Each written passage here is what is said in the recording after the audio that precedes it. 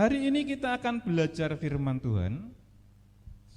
Firman Tuhan pada pagi hari ini judulnya sindiran terhadap orang percaya.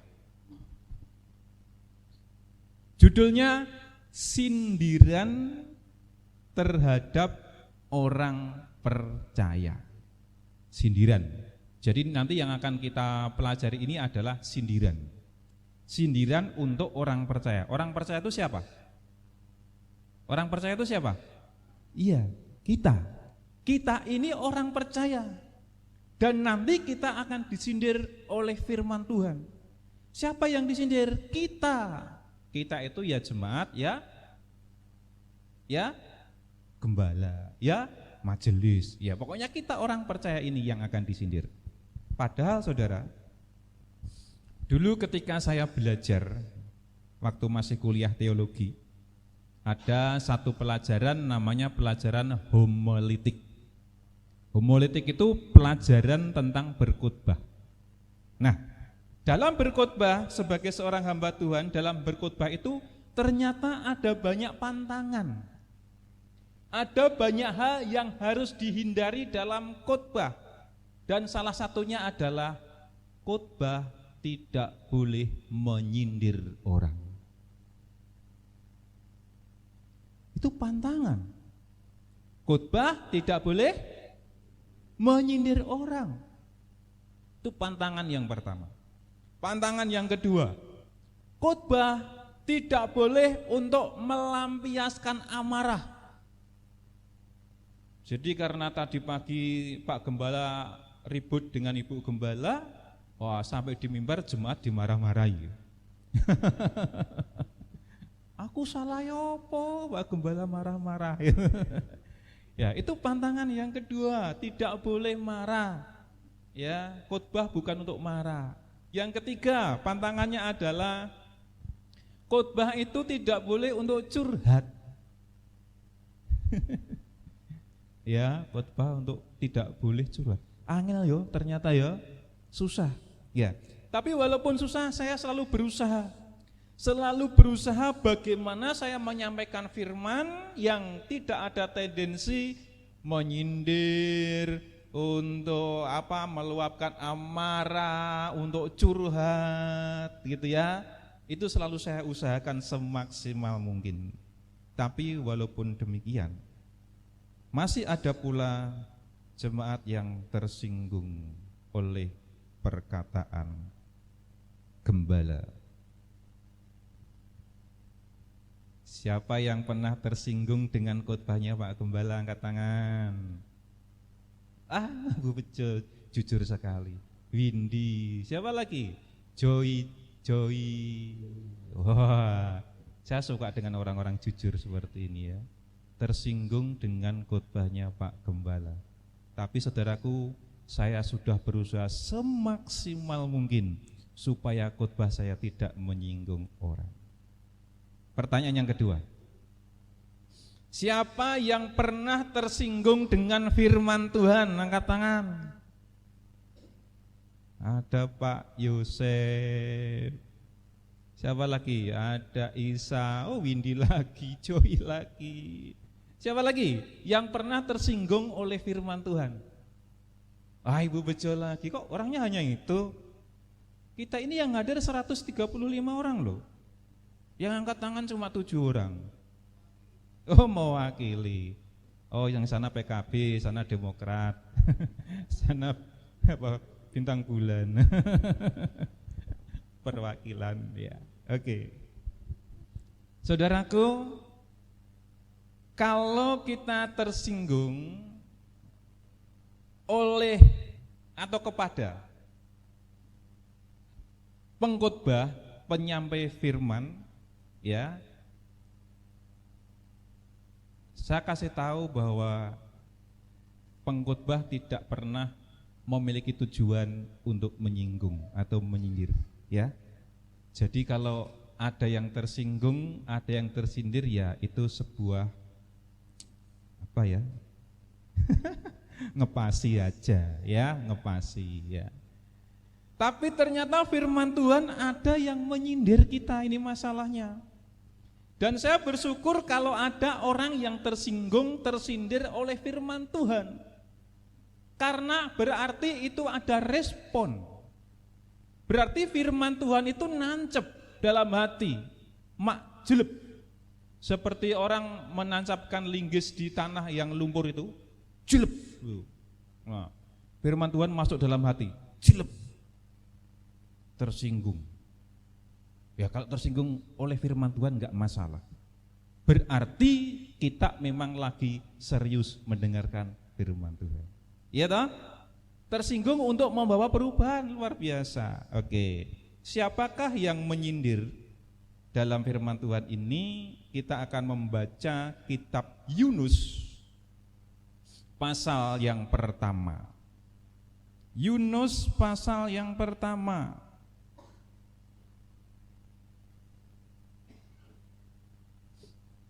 Ya, Yunus ini nabinya orang Kristen, nabinya orang Islam, nabinya orang Yahudi. Jadi ketiga agama besar ini semua mengakui Yunus sebagai nabi. Ya, mereka mengagungkan Nabi Yunus. Nah, sebelum kita membaca firman ini, sebelum membaca kitab Yunus pasal 1 ini, ada beberapa istilah yang harus kita ketahui. Yang pertama adalah Tuhan. Tuhan yang ditulis dengan huruf kapital semua. Tuhan ditulis dengan huruf besar semua. Ya, yang dimaksud Tuhan Tuhan huruf besar semua di sini adalah Yahweh. YHWH, Yahweh. Itu Tuhannya yang disembah Abraham, Tuhan yang disembah Isa, Yakub, Musa, Daud, dan semuanya juga yang disembah oleh Yunus. Itu namanya Yahweh. Kalau dalam Alkitab kita ditulis dengan Tuhan huruf besar semua. Ya.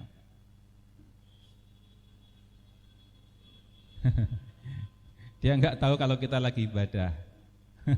Nah itu loh, orang Kristen yang belum tahu kabar baik. Nah itu, orang Kristen tapi belum tahu kabar baik. Maka kita juga harus beritakan Injil kepada mereka. Ya. Oke, Tuhan itu Yahweh, YHWH. Itu Tuhan yang disembah Abraham, Ishak, Yakub, Yunus, Daud, Musa, dan lain-lain. Dan yang kita sembah juga. Yang disembah oleh orang percaya, yang disembah oleh orang beriman, itu Tuhan huruf besar semua, dan itu dalam bahasa Ibrani Yahweh. Mengerti ya Bapak Ibu ya? Istilah itu ya. Istilah yang kedua adalah nabi. Nabi adalah seorang yang dipercaya, yang diutus oleh Tuhan untuk menyampaikan pesan Tuhan. Ya. Nabi orang yang dipercaya, yang diutus Tuhan untuk menyampaikan pesan Tuhan. Itu nabi.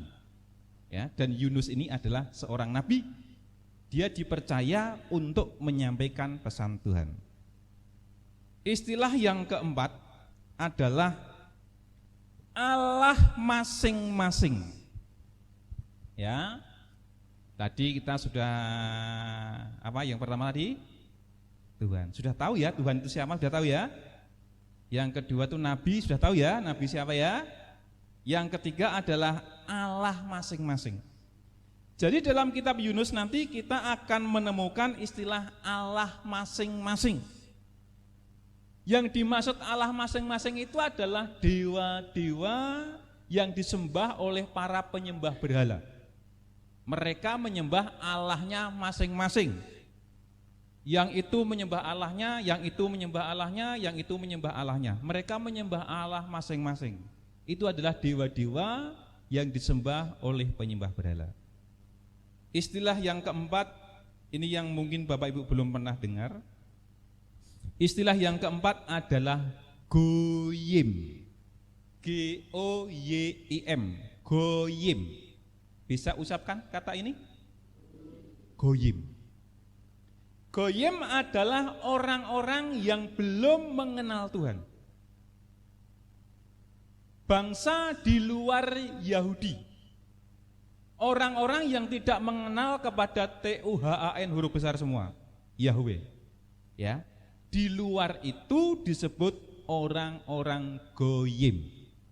Kalau dalam bahasa Indonesia sekarang istilahnya adalah kafir. Tapi bahasa lebih halus goyim. Karena di Alkitab itu kata kafir hanya ada 3 kali. Perjanjian lama 1, perjanjian baru ada 2. Dan itu pun dihardik oleh Tuhan Yesus. Jangan kamu mengatakan saudaramu kafir. Kita akan dihadapkan kepada mahkamah agama. Ya? Jadi kita tidak boleh mengatakan saudara kita kafir, tidak boleh. Ya, tidak boleh. Tuhan Yesus melarang. Jadi ada istilah yang lebih halus, goyim, yaitu orang-orang yang tidak mengenal Tuhan, orang-orang yang belum percaya pada Tuhan Yesus, itu orang goyim. Nah, 4 istilah ini harus kita mengerti dulu sebelum kita membaca firman ini. Mari kita buka bersama-sama kitab Yunus pasal 1.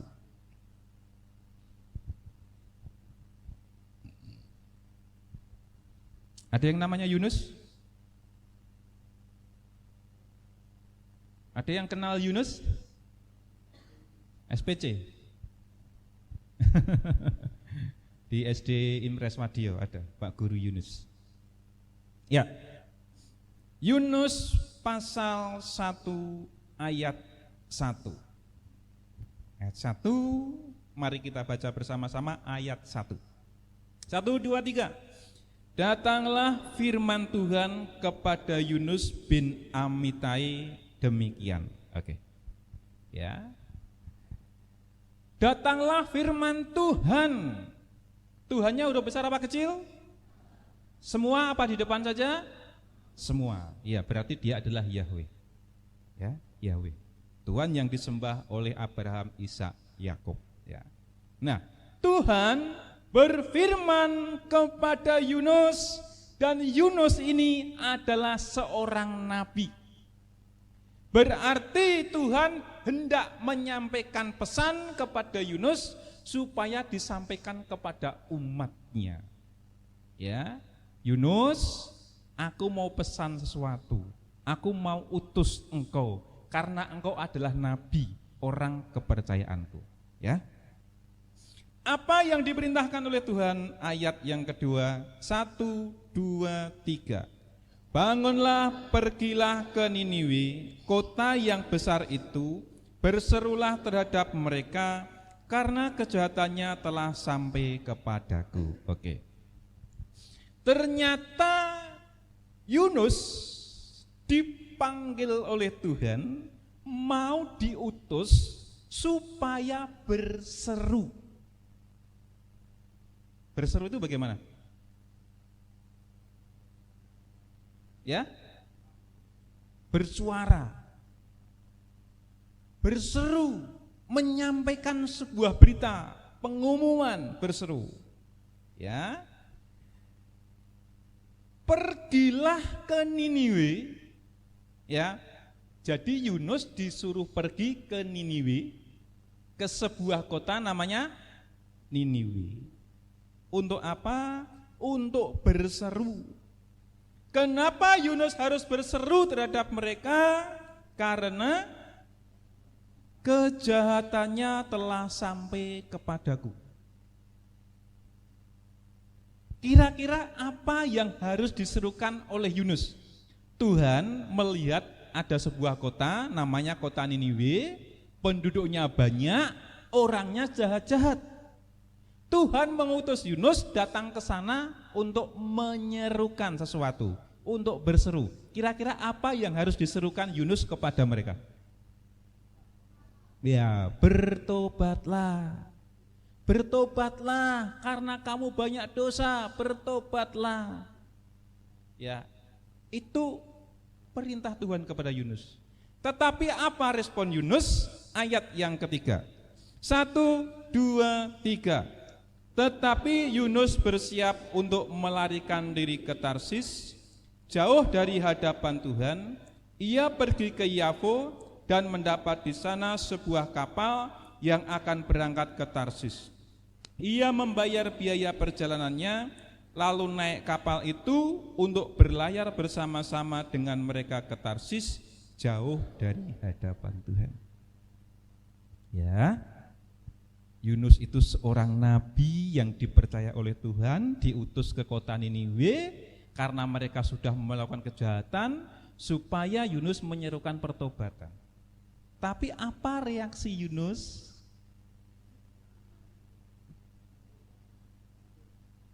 Kabur. Ya toh? Kabur.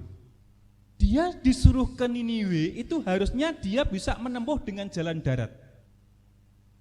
Tapi dia justru pergi ke pelabuhan, beli tiket kapal jurusan Tarsis.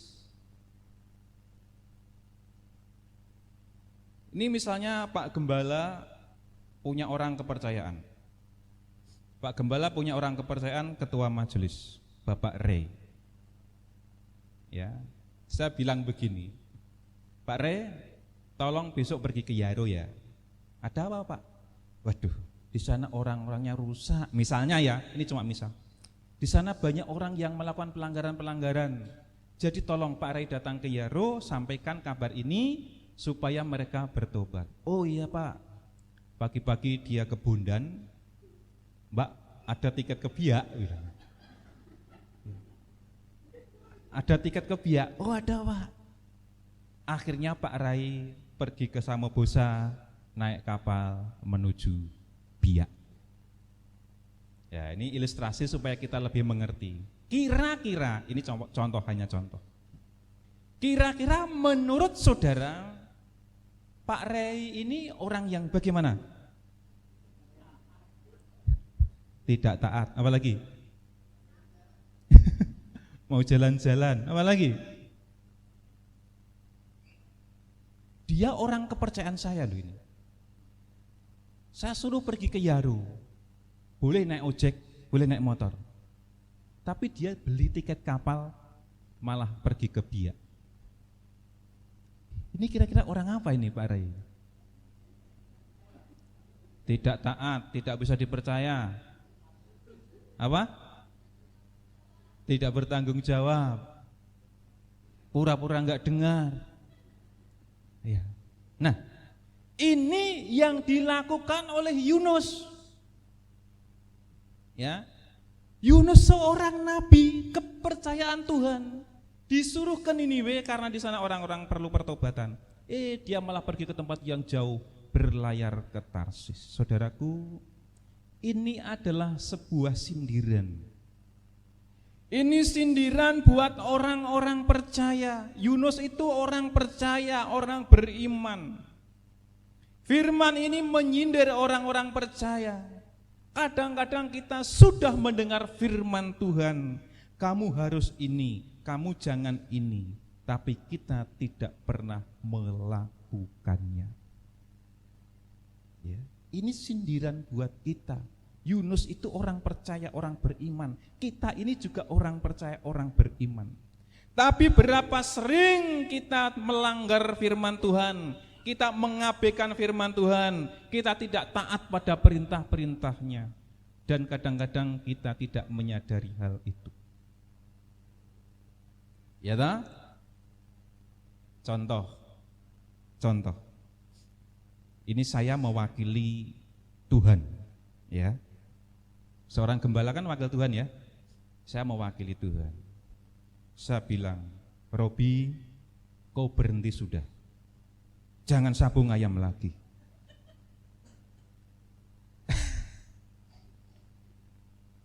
Ini contoh sebuah perintah.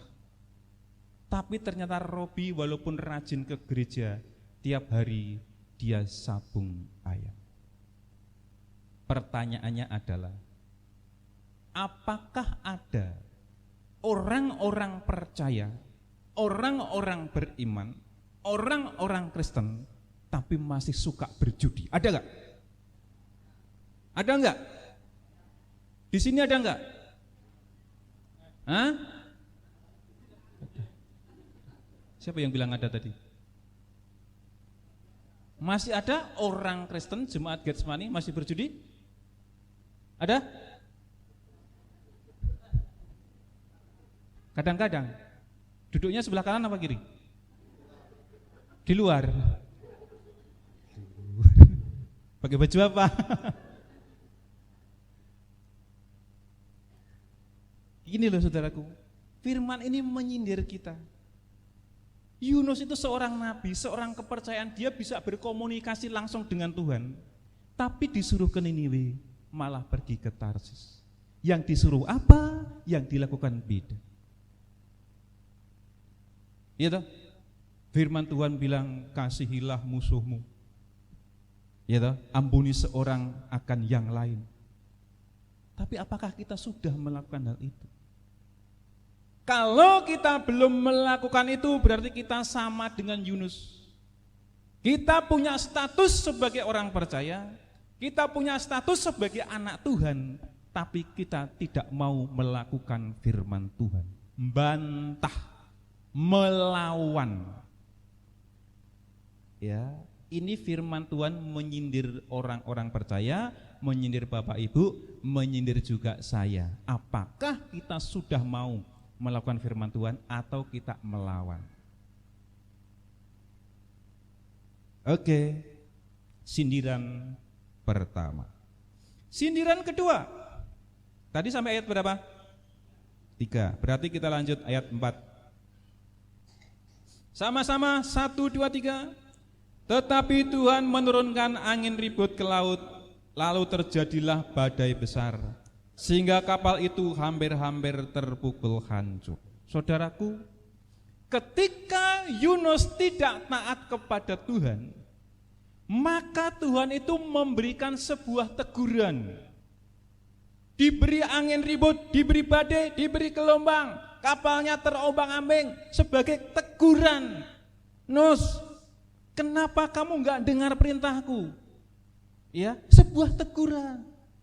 Nah, kita refleksikan pada hidup kita ketika kita melawan perintah Tuhan, ketika kita membantah firman Tuhan, karena Tuhan itu sangat sayang pada kita, maka Tuhan memberikan teguran-teguran buat kita. Dengar baik-baik. Ketika kita tidak berada pada jalannya Tuhan, ketika kita menyimpang dari firman Tuhan, ketika kita menyimpang dari perintah Tuhan, karena Tuhan sayang pada kita, Dia memberi teguran pada kita. Betul? Pernah ditegur Tuhan? Insaf? Sadar? Bertobat? Iya. Tuhan begitu sayang pada kita. Jadi ketika kita melanggar firman, ketika kita menyimpang dari firman, maka Tuhan dengan segera memberi teguran. Ya, terserah respon kita. Mau ndablek atau mau peka. Kalau mau peka berarti kita, oh Tuhan, ampuni aku telah melakukan kesalahan, hari ini aku mau bertobat. Tapi kalau ndablek, ya wis ben ngopo, rak popo. Ndablek ae. Pak Gembala itu selalu nyinggung-nyinggung, jangan sabung ayam, jangan merokok. Urusan opo? Duit-duitku dewe. Gitu ya. Tapi itu di sana, ini cuma menghayal. Kalau di Getsemani enggak ada. Getsemani semua anak-anak Tuhan yang baik, yang selalu nurut pada firman Tuhan. Harapannya begitu. Oke, disindir, ditegur. Yunus ditegur oleh Tuhan. Ayat yang kelima. 1, 2, 3. Awak kapal menjadi takut, masing-masing berteriak-teriak kepada Allahnya, dan mereka membuang ke dalam laut segala muatan kapal itu untuk meringankannya. Tetapi Yunus telah turun ke dalam ruang kapal yang paling bawah dan berbaring di situ, lalu tertidur dengan nyenyak. Ya, saudaraku, penumpang kapal, ABK, kapten, penumpang kapal, ABK, kapten, semua adalah orang goyim. Ya, penumpang kapal, kecuali Yunus ya, penumpang kapal, ABK, kapten, semua orang goyim. Ketika orang goyim ini mengalami badai, mengalami masalah, apa yang dilakukan oleh mereka? Masing-masing kepada siapa? Masing-masing berteriak kepada Allahnya. Mereka orang goyim, bukan menyembah Tuhan Yahweh, menyembah Allah-Allah yang lain. Tapi mereka berteriak kepada Allahnya. Kata lain berteriak kepada Allahnya apa? Berseru, minta tolong, apa lagi? Berteriak kepada Tuhan, berdoa. Orang-orang yang tidak kenal Tuhan, orang-orang yang di luar iman, begitu ada masalah, dia teriak-teriak kepada Allahnya. Dia berdoa, tolong Tuhan, tolong. Orang goyim. Apa yang dilakukan oleh Nabi Tuhan yang bernama Yunus? Tetapi Yunus telah turun ke dek paling bawah, dan ia berbaring di situ, lalu dengan kata lainnya ngorok. Ini sindiran yang kedua. Bukan Pak Gembala yang menyindir, tapi firman Tuhan yang menyindir. Orang-orang yang di luar sana begitu menghadapi masalah, dia berteriak kepada Tuhannya, Tuhan tolong, Tuhan tolong, Tuhan tolong. Tapi orang-orang yang beriman, orang-orang yang percaya, begitu ada masalah, tidur.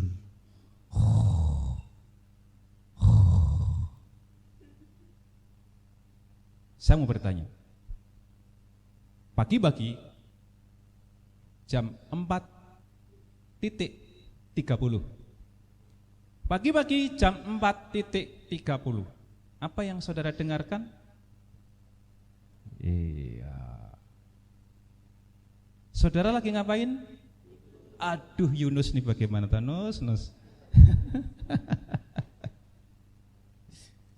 Itulah Yunus. Yunus mewakili siapa?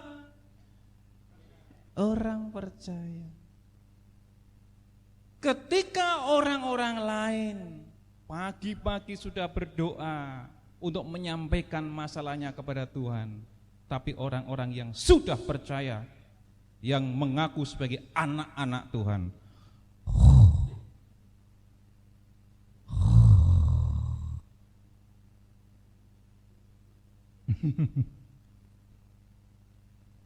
jangan ada yang tersinggung oleh Pak Gembala, karena ini siapa yang bilang? Firman Tuhan. Ya. Kadang-kadang kehidupan mereka justru lebih baik daripada kita.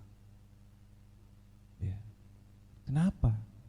Padahal kita ini umat pilihan, umat pilihan. Sedangkan mereka memiliki status goyim. Goyim. Terus bagaimana? Seharusnya hidup kita lebih baik atau bagaimana seharusnya? Ya, karena kita ditetapkan sebagai kepala, bukan sebagai ekor.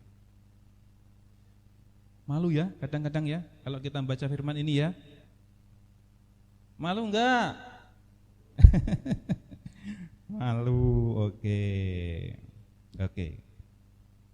Ayat yang ke-6. Baca sama-sama. Ya, 1, 2, 3.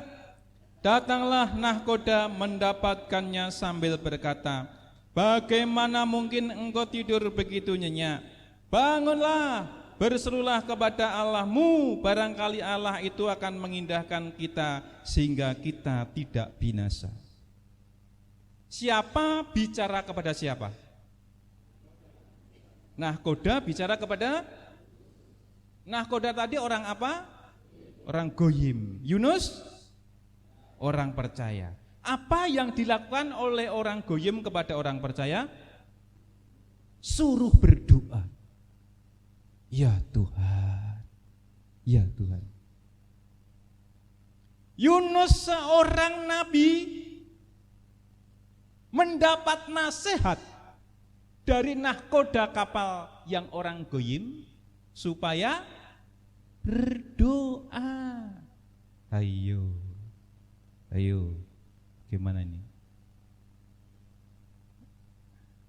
Justru orang yang di luar yang tidak mengenal Tuhan memberikan nasihat kepada kita orang-orang beriman. Ya, gimana ya? Ini kebalik ini harusnya ya. Harusnya kita yang menjadi contoh, harusnya kita yang menjadi teladan, harusnya kita yang bisa memberi nasihat. Ayo le berdoa, ya, ayo le datang kepada Tuhan. Bukan mereka yang nasihatin kita, iya toh? Bukan mereka yang nasihatin kita. Kuali. Pak Pasaribu, Horas. Pak Pasaribu, ini hari apa kah? Hari Minggu. Jam berapa? Jam 9. Loh, kenapa di sini? Aduh. Jangan sampai seperti itu ya. Iya enggak? Harusnya kita yang memberi nasihat kepada mereka karena kita anak Tuhan. Ya, kok firman Tuhan kok isinya nyindir-nyindir begitu ya? Ya memang kadang-kadang begitu. Firman Tuhan itu komplit, lengkap pokoknya, lengkap. Ya. Sekarang yang keempat, kita lihat mulai ayat 11 sampai ayat yang ke-13.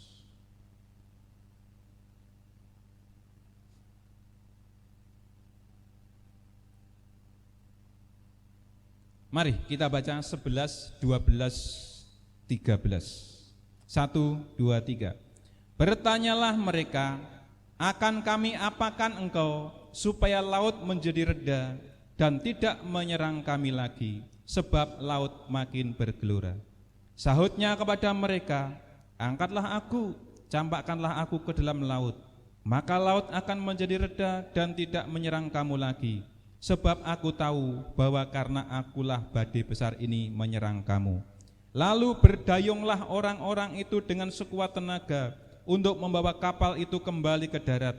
Tetapi mereka tidak sanggup, sebab laut semakin bergelora menyerang mereka. Ketika orang-orang ini bingung apa yang harus saya lakukan supaya badai ini reda, maka Yunus bilang, buang aku. Lemparkan aku ke laut, karena ini gara-gara aku. Biar aku mati sekalian. Kira-kira Yunus punya sikap apa seperti ini? Tadi nahkoda suruh apa?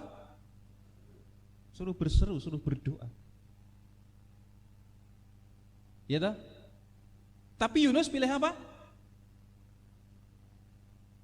Pilih dibuang. Buangan saya, lemparkan ke laut. Siapa tahu ada ikan hiu lapar. Sikap apa ini? Frustasi. Harusnya dia berdoa, berseru kepada Tuhan, tapi dia frustasi. Buangan aku, buangan. Boleh enggak anak Tuhan frustasi? Ya? Enggak boleh, harus semangat. Harus punya daya juang. Karena ada penyertaan Tuhan dalam hidup kita.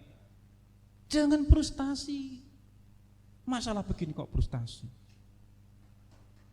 Selesaikan sama Tuhan. Buangin aku. Tapi apa yang dilakukan mereka? Apa yang dilakukan oleh orang-orang Goyim? Ayat 13, 1, 2, 3. Lalu berdayunglah orang-orang itu dengan untuk membawa kapal itu. Ya. Ketika Yunus bilang buangan aku, tapi orang-orang Goyim yang di dalam kapal ini punya pemikiran yang berbeda. Nus, kamu mau mati kah? Tidak, Nus. Aku kasihan sama kamu. Walaupun kamu orang asing, tapi aku kasihan sama kamu. Oke lah, daripada aku buang kamu ke laut, ayo kita kembali ke darat. Mereka mendayung dengan sekuat tenaga demi menyelamatkan Yunus. Jadi ternyata orang-orang Goyim ini walaupun tidak mengenal Tuhan Yahweh, mereka memiliki hati yang belas kasihan, mereka mengasihi musuh. Yunus ini musuh loh, bukan golongan mereka. Ini orang asing, tapi mereka mengasihi Yunus sehingga Yunus tidak dibuang ke laut, tapi mereka dengan sekuat tenaga berusaha untuk kembali ke darat. Ini masalahnya yang selalu kebalik-balik seperti ini. Kasihilah musuhmu, itu perintahnya siapa? Tuhan Yesus. Jadi siapa yang harus melakukannya? Kita. Kita harus bisa mengasihi musuh. Tapi ini justru orang Goyim yang dianggap tidak percaya Tuhan, mereka lebih tahu mengasihi musuh. Dia berusaha untuk menyelamatkan Yunus. Tapi toh akhirnya mereka enggak berhasil, dan jalan terakhir Yunus dilempar ke, dan setelah dilempar ke laut bagaimana? Apa yang terjadi? Iya. Badai menjadi reda, laut kembali tenang. Ya. Ayat yang ke-15, kemudian mereka mengangkat Yunus dan mencampakkannya ke laut, dan laut berhenti mengamuk. Oke, banyak ya sindirannya ya. Ayat yang ke-16. Ayat yang ke-16. 1, 2, 3. Orang-orang itu menjadi sangat takut kepada Tuhan, lalu mempersembahkan korban sembelihan bagi Tuhan, serta mengikrarkan najar. Orang-orang tadi, orang apa? Orang Goyim. Dia menjadi sangat takut kepada siapa? Tuhan, huruf besar semua, Yahweh. Bukan Tuhan berhala yang mereka sembah, tapi dia percaya kepada Tuhannya Yunus. Artinya orang-orang ini begitu melihat kejadian besar ini, dia langsung percaya kepada Yahweh Tuhan. Ya, ada pertobatan. Mereka bisa mengagumi Tuhan. Bagaimana dengan kita? Kita sebagai orang percaya, apakah kita pernah merasakan pertolongan Tuhan itu nyata dalam hidup kita? Apakah kita pernah kagum terhadap apa yang Tuhan lakukan pada kita? Apakah kita pernah kagum terhadap kebesaran Tuhan? Oh, sekarang badai sudah reda. Oh, Tuhannya Yunus memang Tuhan yang luar biasa. Dia memang Tuhan yang sebenarnya. Dia mengagumi Tuhan Yahweh.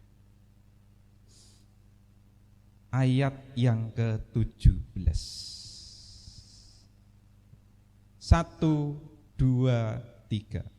Maka atas penentuan Tuhan datanglah seekor ikan besar yang menelan Yunus, dan Yunus tinggal di dalam perut ikan itu 3 hari 3 malam lamanya. Apapun yang terjadi, Tuhan tetap mengasihi Yunus. Apapun yang terjadi, Tuhan tetap mengasihi Yunus. Sekalipun dia dicampakkan ke dalam laut, Tuhan mengirim seekor ikan.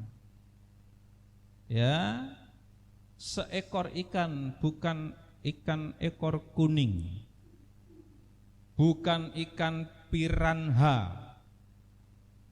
Apa yang terjadi kalau Tuhan kirim ikan piranha? Ya, tinggal tulang ya, capik-capik. Bukan ikan hiu, tetapi ikan besar. Saya nggak tahu namanya ya, tapi Alkitab mengatakan ikan besar. Mungkin besarnya sebesar gereja ini. Ya. Tuhan mengirimkan ikan besar untuk menelan Yunus dan Yunus tinggal. Bukan meninggal. Ya. Yunus tinggal, bukan meninggal. Yunus tinggal di dalam perut ikan selama 3 hari 3 malam. Dan ini adalah sebuah tipologi, sebuah nubuatan bahwa Tuhan Yesus akan mati selama 3 hari 3 malam. Tuhan Yesus dalam kubur 3 hari 3 malam. Sudah disiratkan oleh pemberitaan Yunus ini. Nah, apa yang dilakukan oleh Yunus di dalam perut ikan? Pasal 2 ayat 1. Pasal 2 ayat 1. 1, 2, 3. Berdoalah Yunus kepada Yahweh Tuhannya dan dalam perut ikan itu, dari dalam perut ikan itu. Apa yang dilakukan oleh Yunus di dalam perut ikan? Berdoa. Waktu kapal terombang-ambing disuruh doa enggak mau. Sekarang sampai di perut ikan baru mau berdoa. Bagaimana? Firman Tuhan mengatakan berdoalah senantiasa. Saudara mau berdoa? Saudara mau berdoa? Kapan? Nunggu ditelan?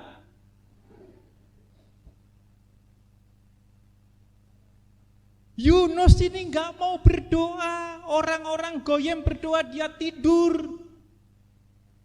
Tapi begitu ditelan ikan mau kemana? Gak bisa kemana-mana. Mau beli supermi pun gak bisa. Di dalam perut ikan. Dan dalam keadaan yang terjepit, dalam keadaan yang sesak, dia baru mau berdoa. Pertanyaannya, apakah saudara mau berdoa menunggu terjepit dahulu? Apakah saudara mau berdoa menunggu ditelan ikan dulu?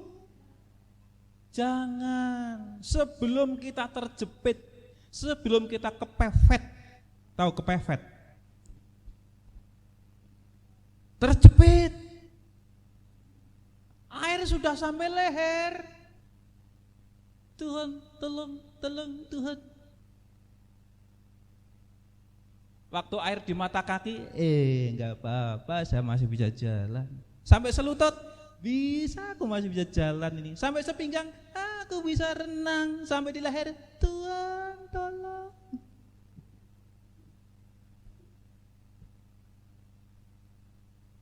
Bagaimana? Mau berdoa? Tunggu air sampai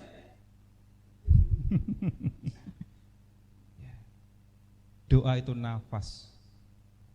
Doa itu nafas. Jangan nunggu terjepit dulu. Jangan nunggu pailit dulu.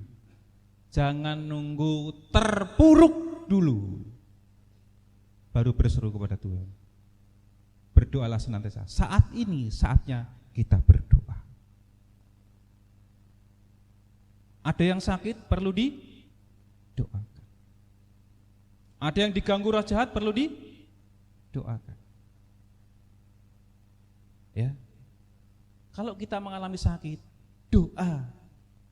Kita diganggu roh jahat, doa, karena itu alat yang Tuhan berikan kepada kita. 2 ayat Perjanjian Baru kita baca ya.